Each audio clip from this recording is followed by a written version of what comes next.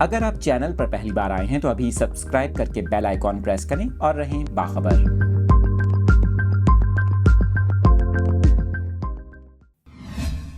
Update کر رہے ہیں آپ کو اس اہم خبر کے حوالے سے۔ دنیا کے مختلف ممالک میں آج پنک مون کا نظارہ کیا گیا۔ پاکستان میں بھی گلابی چاند کا سحر انگیز نظارہ کیا گیا۔ آپ کو بتائیں بدھ کی صبح پاکستانی وقت کے مطابق 4:49 پر پنک مون ہوا، جو کراچی سمیت ملک بھر میں دیکھا گیا۔ گلابی چاند برطانیہ، آئرلینڈ، پرتگال، مشرقی یورپ، افریقہ، ایشیا اور آسٹریلیا میں بھی دیکھا گیا۔